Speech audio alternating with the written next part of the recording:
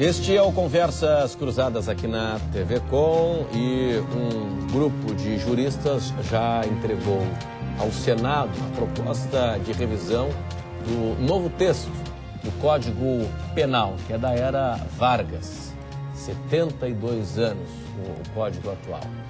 E a proposta traz novidades quanto ao aborto, quanto a porte de maconha e uma série de outras questões. É isso que a gente está discutindo aqui. O Alexandre dos Santos, pelo Facebook, ele diz assim, ó, deveriam olhar melhor os jovens infratores. Os pais omissos não cuidam e nem dão limites. A lei é omissa em não encarar que os jovens têm noção do que estão fazendo. Querem o voto de um adolescente, mas não querem responsabilizá-lo. Por isso estamos vendo tantos jovens agredindo, matando. Obrigado, Alexandre, pela sua atenção. Vamos falar aqui sobre o enriquecimento ilícito. Aqui nós temos um grande avanço, mas imagino que haverá uma grande resistência dos parlamentares do Congresso Nacional, né? Porque aqui tem um ponto fundamental, né? E a gente acompanha no noticiário, nas últimas semanas, então, foi uma festa, né? O que mais a gente vê? Fraude em licitações, fraude em concurso público, editais viciados, irregularidades, cartas marcadas, enfim, fraude, né? Corrupção nos editais, na concorrência pública. E aqui diz assim, ó, enriquecimento ilícito, que vai ser interessante porque o que deverá analisar a declaração de bens e rendas do servidor público e demonstrar a eventual incompatibilidade. Quer dizer, se você tem um servidor que tem uma remuneração de 3 mil, de 8 mil reais, mas tem um padrão de quem ganha 100 mil reais, alguma coisa está errada. Alguma coisa está errada, né? Com certeza. Esse eu acho que foi um grande... Aí cabe a pressão da sociedade em fazer com que isso seja Primeiro eu vejo a dificuldade de fazer a apuração. Segundo, que quebra o princípio da presunção de inocência. Agora, presunção de inocência. O sujeito tem que dizer que não é criminoso, agora, tem que provar que não é criminoso. Isso aí... Não, mas o ônus da prova vai compete... passar para ele. Não, mas aqui o ônus da prova compete à acusação. Claro, o ônus da prova continua a acusação. Sim, na mudança, mas ele na tem mudança provar que tem... de que não é ilícito. Ele vai ter que provar... Estou acusando. Mas peraí, só um pouquinho. Mas sem prova, não tem processo, né? Ou vai ter processo? Eu acho que... Sem prova, não há indícios para abertura de um inquérito, né? Isso já tem na lei do crime organizado, né? A troca, a troca do ônus. Vamos colocar assim. Mas é o seguinte... É muito comum, eu já vi situações, um policial ou uma pessoa, né? Diz, mas ele está com um carrão, mas não sabe com quem que ele dormiu na noite anterior, né? Vamos colocar aí, com quem que ele vive. E que era uma pessoa... E aí, vão buscar isso. Ele não tem obrigação. Exato. O doutor está correto ali. Ele vai ter que... A presunção da violência já confronta com...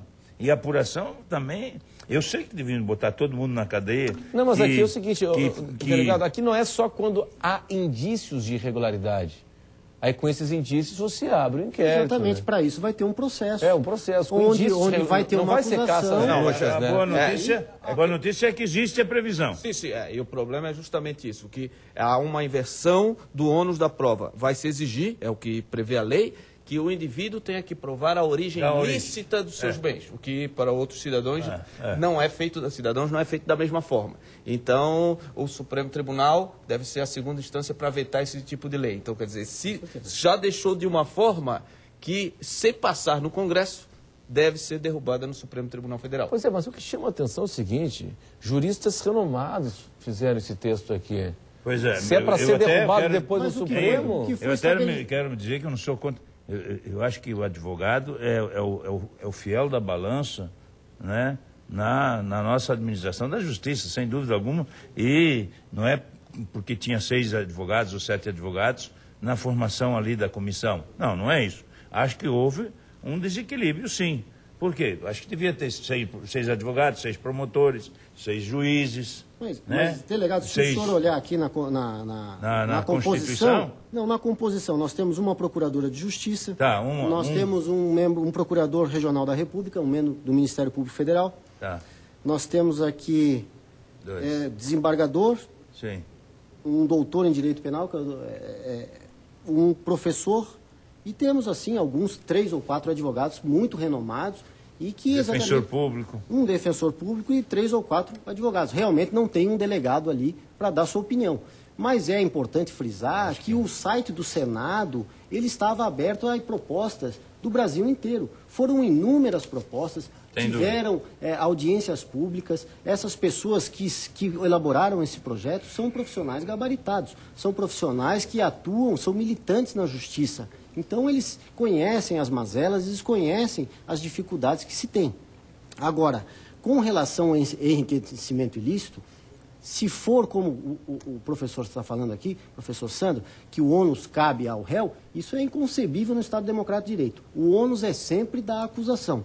Agora, se um funcionário público que assume uma carreira pública, ele tem um salário, por exemplo, de R$5.000 e tem um patrimônio estimado, vamos dizer, em 50, 100 mil reais. E depois de um certo tempo, do término da sua carreira pública, você vê que ele teve um acréscimo patrimonial que é incompatível com o seu salário, se o Ministério Público provar isso, através de provas documentais, quebra de sigilo, verificação de imposto de renda e todas essas coisas, é muito bom. Isso está moralizando o serviço público, que nós estamos carentes de leis assim, para exatamente moralizar. Mas eu repito, o ônus é da acusação, o ônus é do Ministério Público e da polícia em fazer essa investigação. Assim como já faz com os particulares. Quando tem acréscimo indevido de patrimônio, também ocorre.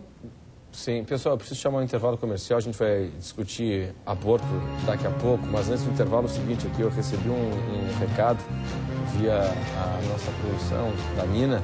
O João Carlos, que é assessor de imprensa da Secretaria de Segurança Pública, ele nos traz uma notícia triste, né? Uma tragédia, né? Na área da segurança pública, né? Ele nos liga para comunicar o falecimento do agente da DEIC, Marlos Ribas Mendes. Agora à noite, ele tinha 33 anos e sofreu um mal súbito trabalhando.